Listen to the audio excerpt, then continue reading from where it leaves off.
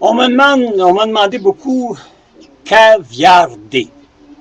On sait que caviarder, c'est évidemment de mettre une encre ou prendre une matière pour, évidemment, pour pas qu'on voit ce qu'on a déjà écrit, ou dans un journal, on va caviarder, ou des notes même, des fois, nous autres personnels, on va que, aujourd'hui, on prend ça à l'encre de feutre.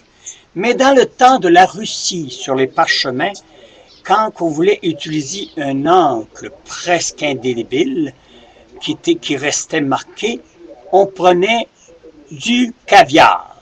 Parce que le caviar de Russie, évidemment,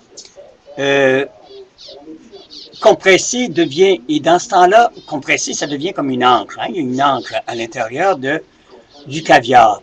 Et dans ce temps-là, c'était une chose très normale de souligner ou d'écrire avec de l'encre caviar, qui venait du mot, et c'est pour ça qu'on dit aujourd'hui caviarder.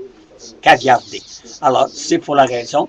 Alors, ça, je réponds à votre question, et ça vient de Russie, le terme, et la légende de caviarder.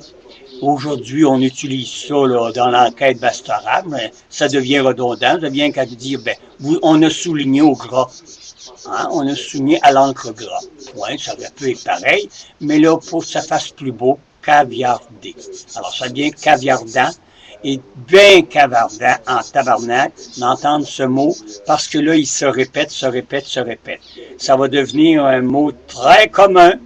Et si vous vouliez savoir ce que ça veut dire, vous avez qu'à regarder dans le dictionnaire, mais dans le dictionnaire, on ne vous dira pas ce que je viens de vous dire, que ça vient de la Russie et qu'on utilisait l'encre de caviar pour souligner ou cavarder, évidemment, des phrases, et c'était une encre qui tâche énormément.